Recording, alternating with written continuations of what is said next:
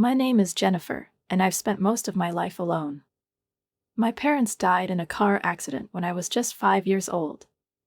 That tragic moment has remained etched in my memory, though it blends with the mosaic of childhood memories, where echoes of happiness intertwine with the sharp pain of loss.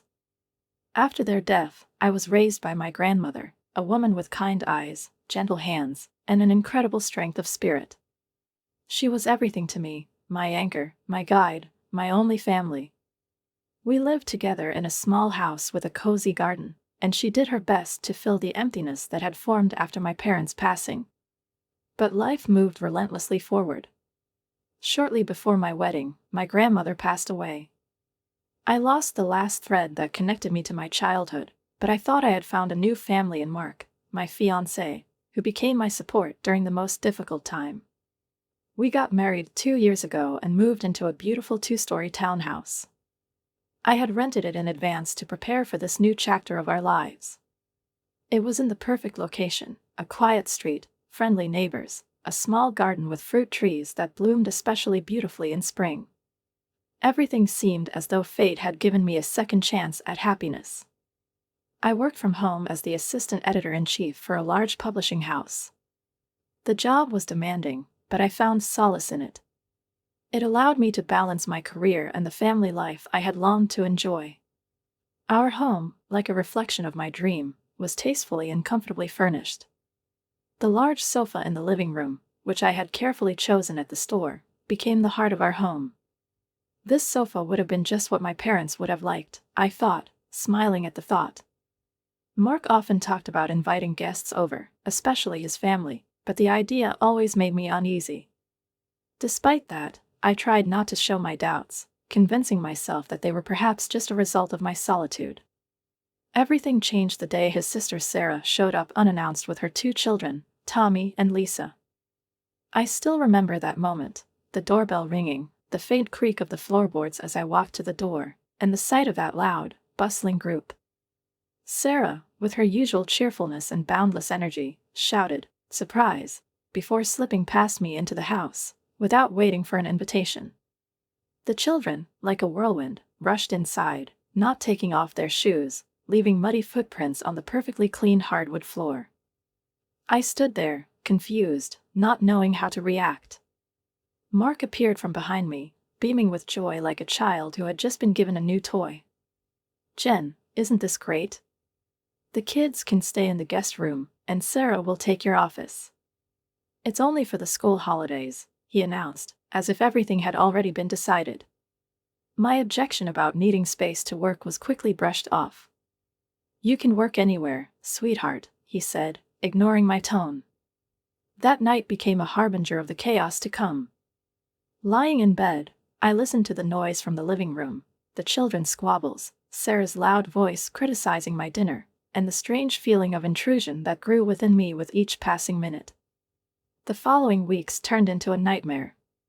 Sarah's children seemed to know only the word "no." Tommy, with his constant shouting and demands for pancakes at breakfast, ignored my requests to wash his hands, calling me a "silly lady." Lisa, his sister, was no less inventive in her defiance. She spilled orange juice on the floor while looking me straight in the eye, adding, "Mom says we don't have to listen to you because you're not really family." I didn't know what to say.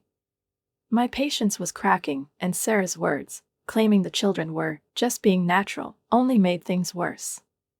Mark, instead of supporting me, seemed to be enjoying the chaos. I watched Sarah, hoping she would finally notice her children's behavior and at least say something to them, but her reaction was always the same. She sat lazily scrolling through her phone, occasionally throwing out phrases like, "Kids will be kids," or "They're just expressing their emotions." Every comment felt like an excuse, leaving me without even a hint of support. One morning in particular stayed with me in vivid detail. I was trying to focus on work, a deadline was looming, and my mind was torn between the texts that needed my attention and the unrelenting noise. Suddenly, Sarah barged into the living room, where I had set up a temporary workspace. "The kids need lunch," she declared, as if I were her personal chef. She continued with her demands. Maybe something organic, no sugar. Some freshly squeezed juice. And, please, gluten-free sandwiches. I tried to stay calm. Sarah, I have a very important deadline, I began, but she cut me off as if I was obligated to drop everything for her request. Oh, please, she said, rolling her eyes. You're just sitting at home all day typing. It's not real work, unlike being a mom. Her words stung deeply, but I swallowed my hurt. The days blurred into a monotonous cycle, cooking, cleaning, trying to get back to work, all amidst the endless chaos the kids created. They ransacked their rooms, left handprints on the walls, and threw food on the floor as though it were some kind of ritual. The most painful part was Mark's complete indifference. He seemed oblivious to the mess, or perhaps just chose to turn a blind eye. Finally, when the school holidays were over and the day came when Sarah and the kids left, I felt an immense weight lift off my shoulders. That evening, I decided to have a conversation with Mark. Too much had built up inside. We need to talk, I started, trying to remain calm, though everything inside me was boiling. Mark looked puzzled. What do you mean? Wasn't it great that they were here? No, Mark, it was awful. I tried to convey the seriousness of the situation. Your sister's children were disrespectful. Sarah did nothing to help, and I could barely get any work done. Please, don't invite anyone without my consent again. To my surprise, Mark looked slightly confused, but then he nodded. Okay, darling. I promise I'll discuss things like this with you first. The following weeks were spent restoring order to the house and trying to regain my emotional balance. The walls needed repainting, the furniture had to be cleaned, and the workload piled up to such an extent that I could barely keep up. But although I was slowly bringing life back to normal, I couldn't shake the feeling that something had changed. One evening, I remembered a clause in the lease agreement that dealt with guests. I decided to bring it up when I had the chance. Mark, do you remember that our landlord is very strict about guests? I said. His reaction was unexpected. Don't worry about that. Actually, why don't we put the lease in my name? That way, you won't have to worry about these details. The suggestion struck me as odd, but I didn't argue. The next day, the lease was transferred into his name, though I continued to pay the rent from my account. 6 months passed, and life truly regained stability. I could once again focus on my work, enjoy the peace in the house, and even plan a small vacation. But one Tuesday morning, the silence was broken. I heard Mark's excited voice from the kitchen. Of course, you can stay with us, Mom. We've got plenty of room. You and Dad can take the master bedroom, and Jen and I will move downstairs to the guest room. I froze. My heart sank as though I had been shoved sharply in the back. My stomach dropped as if I'd suddenly found myself at the edge of a cliff. I hurried to the kitchen, just in time to hear his mother on the phone talking about plumbing repairs and a water shutoff at their house. It was too much. Everything inside me erupted. Mark. I whispered, urgently tugging at his sleeve. Can we talk about this? He covered the phone with his hand but continued talking to his mom, not noticing my confused and shocked expression. Mom and Dad need a place to stay while they fix the plumbing, he said with surprising indifference. But it was clear to me that this wasn't just about convenience. It was another step in a series of small violations of our boundaries. That evening, for the first time in a long while, we had a real fight. The anger was fierce and bitter, and the words were sharp, like poison. You promised me, Mark. You promised that we would discuss things like this. I couldn't hold back my disappointment. Mark, irritated, waved me off.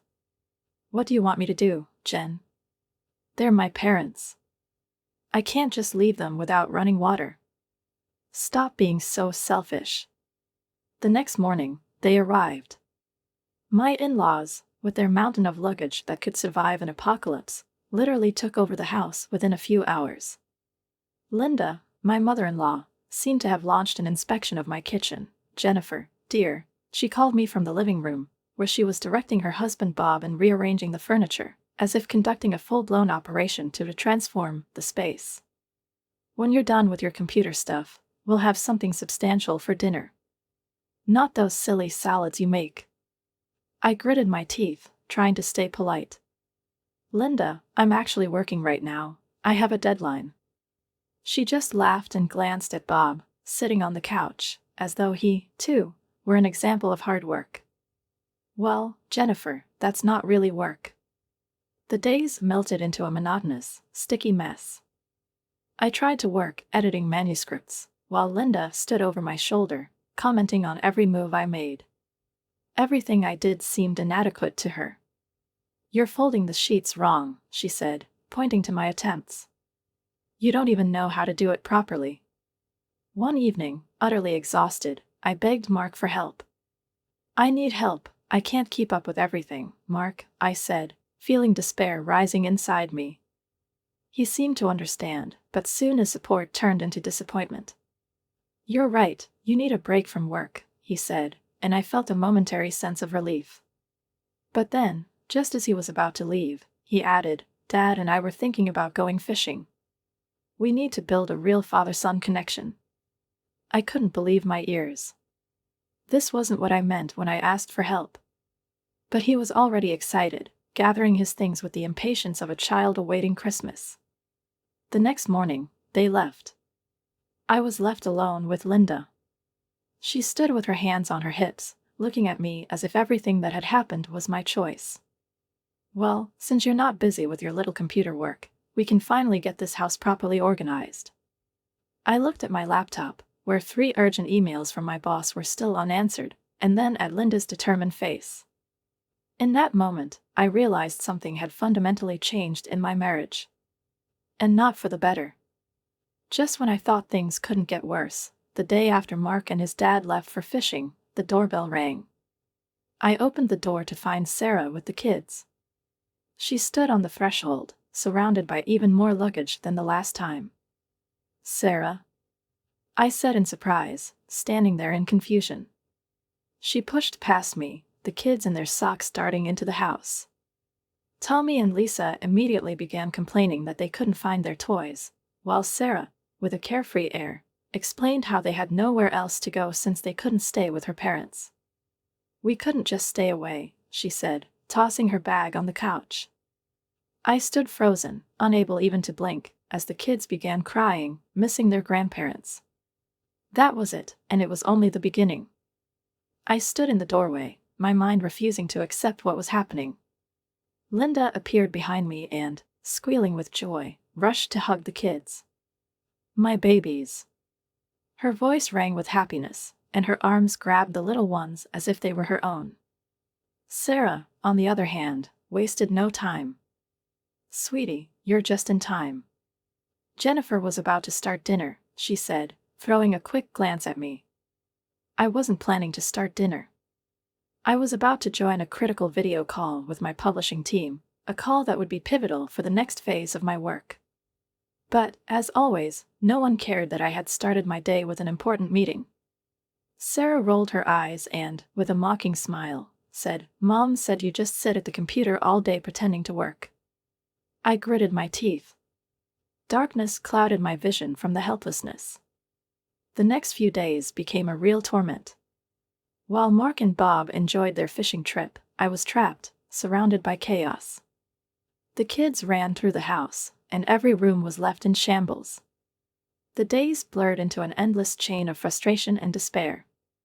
Sarah sat at my desk, holding video calls with her friends, complaining about my cooking. Linda, as usual, shared her opinion on everything I did. She commented on every step, every action, never missing a chance to criticize. But no one, absolutely no one, made a single gesture to help. When Mark and his father finally returned from fishing after 5 days, I was ready for a conversation. A conversation I had rehearsed in my head 100 times. I would firmly, but honestly, explain to him how impossible the situation had become. But before I could say a word, Mark burst through the door, beaming with joy. His face was full of excitement, and he spread his arms wide, as if revealing a vast, serene world before us. "Isn't this amazing?" he said, enjoying the chaos that had taken over our once peaceful home. "The whole family together. We should do this more often." He practically glowed with happiness. I stood there, unable to believe my ears, while the kids ran past us, leaving dirty footprints on the floor. "I just cleaned," I shouted, but no one paid me any attention. Sarah was yelling from upstairs that she needed fresh towels. Linda was reminding me that it was almost time for dinner. Everything blended into an endless stream of tasks no one had asked me about. I just stood there in the middle of the chaos, while Mark continued to rave about how wonderful it was that we were all living together now. "Mark." I could barely get the words out. "Can we talk later, alone?" But he brushed me off, not noticing how hard I was trying to hold on to what little patience I had left.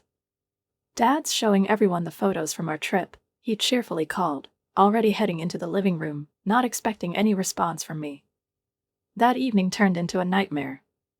The cramped guest room creaked with every movement. Sarah's kids, despite the late hour, were still running around the house. Somewhere at the other end of the house, someone turned on the microwave, and I could hear it humming. My phone buzzed, and I saw another email from my boss. A second missed deadline that week. "We need to talk," the subject line read. My life had turned into a crazy whirlwind. I was surrounded by strangers who treated me like their personal maid, and a husband who couldn't, or wouldn't, see what was happening. The next morning, I woke up early, determined to get some work done while everyone else was still asleep. I barricaded myself in my home office, my last refuge in the chaos. But when I opened the door, my heart sank. Sarah was sitting at my desk, my laptop open in front of her, while Tommy and Lisa were sprawled on the floor. The floor around them was covered in glue from construction paper and dirt that the kids had tracked in, clearly deciding that this corner was their new playground. "Oh, good, you're up," Sarah said casually when she noticed me. I stood in the doorway, frozen in place. My heart was pounding wildly. I had been trying so hard to find time to work, to focus on myself, on everything I was trying to build, and now it was all crumbling before me. Sarah didn't even look at me as I stood there in the doorway. She just kept sitting at my laptop, as if it were her right, just as it was her children's right to scurry around the room, turning everything upside down. "We have a school project due tomorrow," she said in a tone as if it were obvious. "We're using your laptop for research." I froze, trying not to let my irritation show. "This is my work laptop," I replied, keeping my voice measured, though I couldn't hide the frustration. "I'm trying to work, I have deadlines." "Don't be so selfish," Sarah interrupted me, clearly not getting into the details. "This is for their education. You can work on your little typing job later." For the umpteenth time, I felt something inside me tighten, as if I were nothing more than a part of this chaotic everyday life that everyone else now controlled. I made my way to the kitchen, trying to gather my thoughts. There, I found Mark, hurriedly grabbing his briefcase, preparing for work. "Mark," I began, struggling to keep my emotions in check, "they've taken over my office. They're using my laptop. I can't work right now." He rushed past me without paying much attention. "I'm late for a meeting," he replied without stopping.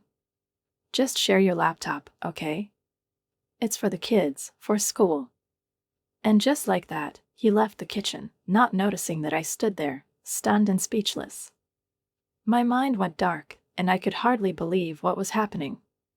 I stood there, my hands hanging limp, barely holding back the urge to scream. I needed a break, at least to breathe for a moment, but when I went to the bathroom, hoping that a cold shower might help me think more clearly, I was met with another nightmare. When I opened the door, I nearly gagged. The toilet was overflowing with filth, and the traces of it spread across the floor, leaving footprints as if someone had deliberately smeared the entire bathroom. There were greasy handprints on the walls. My gaze froze for a moment on the mess, and then I heard Lisa's voice. "We need somewhere to mix the dirt for our project. Tommy said the toilet would be good because it already has water in it." I stood there, staring at the destruction, unable to believe this was happening right now, here, in my own home. Somewhere deep in the house, I heard Linda complaining about lunch plans, and Sarah shouting at the kids to bring more supplies for their project, which seemed to have become more important than anything else. A sickening gurgle echoed inside me, and at that moment, I felt something snap in my head. Without saying a word, I grabbed the mop and began cleaning. Each motion felt like another nail in the coffin of my marriage. When I finished, I went to our bedroom and stopped in the guest room, glancing around, feeling the weight of every corner of my home pressing down on me. What had my life become? The next morning, after Mark left for work, I was left in the silence I had longed for. I waited until his car had driven off the driveway, and when I didn't hear the usual noise anymore, I counted to 60, trying to pull myself together. Then, moving with quiet but determined efficiency, I packed a small bag, took a bit of clothing, toiletries, and my phone charger. The only thing I really needed was my laptop, and I managed to grab it from my office while Sarah was in the kitchen, complaining about the breakfast I hadn't made. No one noticed when I quietly slipped out the front door. My body finally relaxed when I arrived at the hotel. It wasn't luxurious, but it had everything I needed: silence, solitude, and calm, things that had become so elusive back home. For the first time in weeks, I heard myself again. I took the longest shower of my life, ordered room service, and actually managed to get some work done. I sat in the quiet, reading reports, though my thoughts kept drifting back to the house, to Mark, to the family I'd left behind. My phone exploded with messages. Of course, Mark would have noticed I was gone. He'd be worried, of course. Someone would have wondered where the wife, who usually cooks, cleans, and takes care of the house, had disappeared to. But the hours counted by my phone remained silent. No missed calls, no texts, not a hint of concern about where I had gone or why. After 3 days of silence, I realized I needed to go home. Not because I missed them, but because I couldn't stand the destruction, the silence, the shadow of unspoken guilt that surrounded me. I couldn't stay in this empty space. I needed answers. When I approached our front door, music and laughter spilled out, as if inviting me to a party that had never existed in my home. I felt something cold and foreign run down my spine. What I had walked into was like a full-body blow, a house transformed into a chaotic, turbulent concert, where the sounds of laughter and songs blended together in unison, like the rhythm of a mad hurricane. The furniture was covered in plates of food, and streamers hanging from the ceiling hinted at something that was meant to be fun. I felt the internal dissonance grow as a dozen unfamiliar faces filled our living room, and I realized I didn't recognize half of the people there. No one noticed me as I slipped inside through the crowd, quietly, like a ghost. I stopped, looking around. Mark was dancing with Sarah in the middle of the room, both laughing, absorbed in the music and the merriment. And though they were in plain sight, the whole room, all the guests, seemed so alien to me. These weren't just strangers, they were people who had become foreign to me, yet familiar to all of them, those looks, those hands, those laughs I had long since lost touch with. They were the hosts of this house, and I, an invisible spectator. I moved through the apartment, passing their joyful faces, filling the space with a superficial carefreeness, until I found myself in the kitchen. And that's when I heard them. Clear, unmistakable, cutting through the noise, Linda's voice made my heart skip a beat. We didn't have to spend a dime on hotels or restaurants. Her words were like a knife, stabbing deep into my chest. Our house didn't need any repairs. We just needed a change of scenery. The woman she was speaking with giggled, but it wasn't a happy sound. It was a laugh that concealed something darker beneath it. And I kept listening as Linda described not only her own ease with life, but also my role in this farce. And as a result of the deal, you also got a free housekeeper. In that moment, I realized that this wasn't just talk. It was a lie, carefully crafted to justify their presence here, in my home, using me as a cover for their shameless gain. It was all a fabrication, invented so they could take a free vacation at my expense. How they had used me, my work, my kindness. I felt everything inside me begin to crumble. Something inside me snapped. I couldn't take it anymore. I pushed my way through the crowd, weaving through faces, drunken laughter, and celebrating bodies, until I was standing next to Mark. He was still dancing, oblivious to my presence, lost in the carefree joy. I grabbed his hand. Now, you're coming with me to the hallway, I said, trying to keep my anger in check, but unable to suppress the trembling in my voice. Mark looked irritated, as though annoyed that his fun had been interrupted. Your mom just told everyone that her house doesn't need any repairs. I barely managed to control the words. They just want a free place to stay, and you knew about this? Mark only shrugged. His gesture was so casual that I felt it constrict my chest. What do you want from me? He asked, his voice cold, indifferent. If they really needed help, they'd ask for it. But we needed a break. A break? I couldn't believe my ears. I'm the one who cooked for them, cleaned up after them, and you knew it was all a lie. Mark stood there, still absorbed in his displeasure, as if he didn't even hear what I was saying. His voice turned even harsher. Oh, stop being so dramatic. You don't understand. You're an orphan. You've never had a real family, so. His words hit me like a slap in the face. A wave of memories surged through my mind. The car accident that took my parents when I was only 5, my grandmother who raised me, having no one else but herself. Our house had always been full of love, but never a place to suppress other souls. Mark continued, you're a lonely failure who doesn't understand what it means to have a real, joint family. Maybe if you had one, you wouldn't be such a selfish bitch. I stood there, stunned, unable to hold back the tears. They streamed down my face, but I didn't let myself break. I didn't say a word. I just turned around and walked to what used to be our bedroom, to gather whatever was left of my things. All of it felt empty, like the whole marriage. Everything that had once been there had crumbled in an instant, like a house of cards, while Mark continued to dance and drink, oblivious to my presence. No one tried to stop me, not even him. The party continued as if I had never existed. I couldn't stay there anymore. I barely settled into my hotel room, took a sip of water, when my phone exploded with messages. The flashing number on the screen, my landlord. I felt a knot form in my stomach from fear, but I kept watching because I needed answers. Mr. Peterson's voice was tense, as if every word was being forced out. I'm receiving numerous complaints from the neighbors about your property, he said, each word seemingly a struggle. I couldn't help but notice how dry and formal his voice sounded, and I realized this wasn't just another call, it was a threat.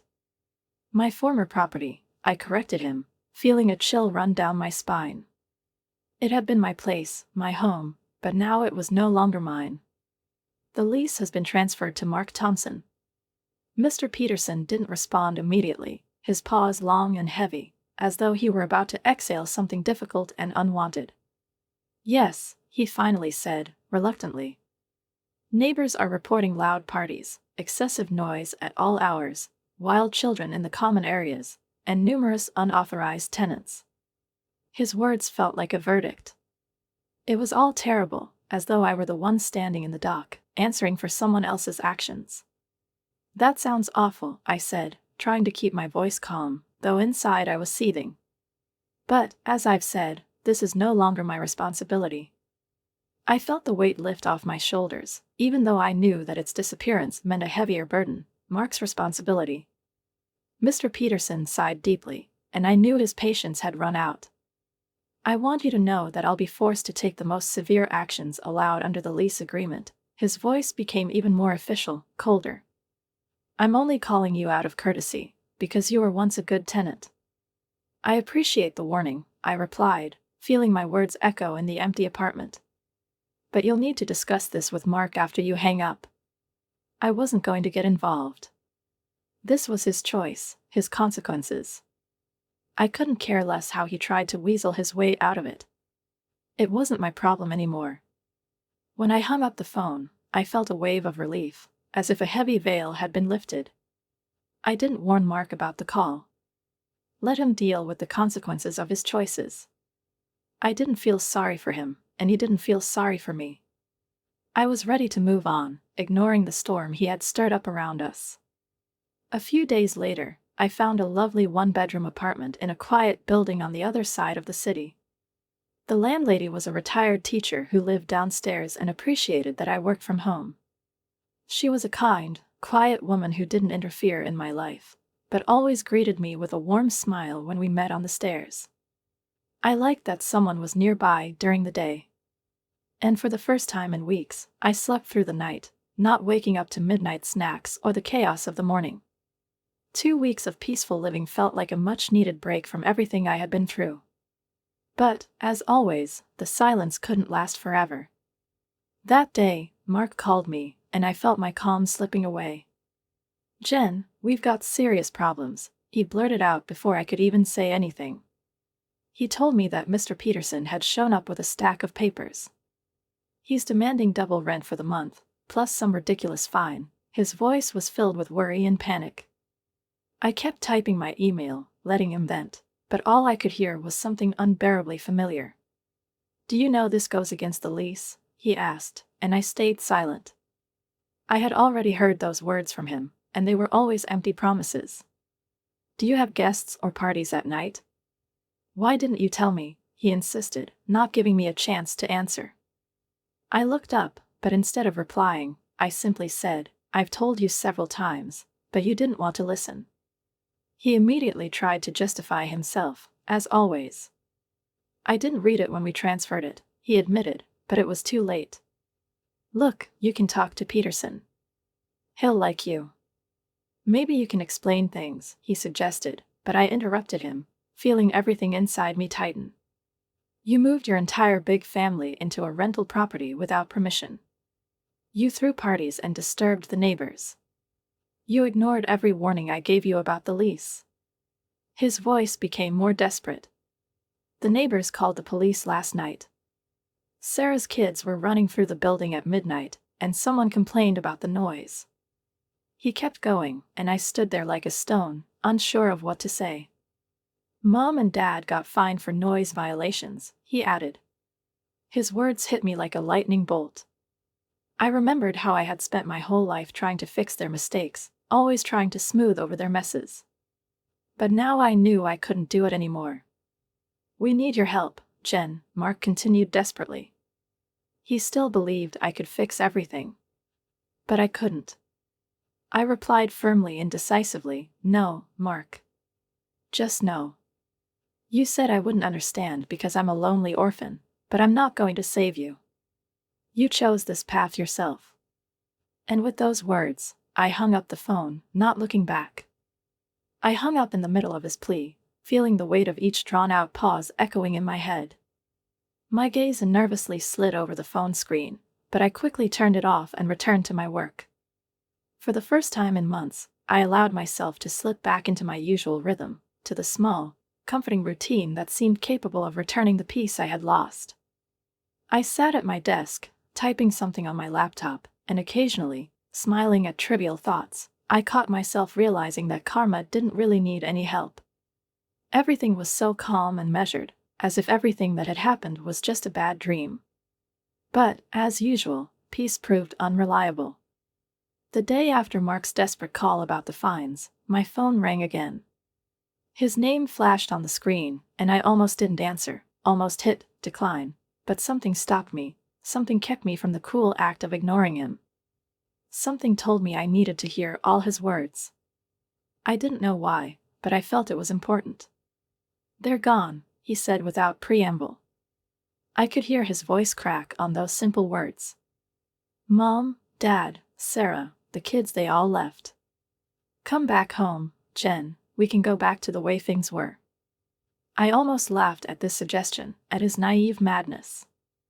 As if the past months could be erased, like chalk marks wiped off a wall, as if I could just forget everything he'd done and forgive all his mistakes. There was no going back, Mark. Don't look for it. Don't try to bring back something that's already gone. Please. His voice cracked again, as though he couldn't hold inside all the pain and confusion that overwhelmed him. "Peterson's asking for so much money, maybe we could split the cost of the fine and double rent. I can't afford it on my own." I laughed, and the sound was sharp, bitter, like a cut. It even surprised me. "Oh, now you want to split things fairly?" I said, not hiding my sarcasm. "Where was that sense of fairness when I was cooking and cleaning for your whole family? When they took over my office, my home, my life, I didn't give him a chance to speak. I kept going. What about your real family, Chloe? He tried to interrupt, but I didn't let him. Of course, they'll help you pay. After all, I'm just a lonely orphan who doesn't understand family values, I added, the irony heavy in my voice. A week later, I learned from our mutual friend Amy that Peterson had evicted Mark. She told me that he showed up on his parents' doorstep with bags in hand, only to be turned away. The irony of the situation was almost poetic. The one who had always been at the center was now on the sidelines, and his helplessness was inevitable. The final call from Mark came as I was finishing dinner in my quiet new apartment. On the coffee table lay the divorce papers, filed this morning. I wasn't in a rush to sign them, but I knew it was only a matter of time. Please, Jen, he pleaded, his voice tinged with desperation. I've lost everything. The house, my family. I made a mistake. We could start over. I glanced around my small but cozy apartment and suddenly felt a calm settle over me. My laptop sat on the table exactly where I had left it. The coffee mug was right where I had placed it, unmoved, unbroken. There were no crayon marks on the walls, no dirt on the floor, no chaos in the kitchen. My world was as I had made it, untouched by anyone else, free of other people's habits and destruction. You're right about one thing, Mark, I said quietly. You lost everything, but you lost it all by yourself, one choice at a time. Every time you chose your family over our marriage. Every time you dismissed my feelings. Every time you saw them disrespect me and said nothing. I took a deep breath. No, Mark, this can't be undone. I've already filed for divorce. He tried to interrupt, but I didn't give him the chance. No, this isn't up for discussion. You showed me who you are and what I mean to you. Consider this a gift. I'll never waste another minute wondering. I hung up, stood, and blocked his number. Outside, the sun was setting, painting the sky in vivid shades of orange and pink. On my desk, a fresh manuscript awaited my attention. The phone was silent, blissfully silent, the kind of silence I hadn't experienced in so long. Sometimes I think about what my grandmother would say if she could see me now. She always said that family isn't about blood. It's about love, respect, and loyalty. She was right, of course. She usually was. I might be an orphan, as Mark so eagerly pointed out. And yet, now I've realized something important. Being alone is not the same as being lonely. And sometimes the family you're born into, or the one you marry into, isn't the family you deserve. Sometimes, you have to save yourself. And that's exactly what I did.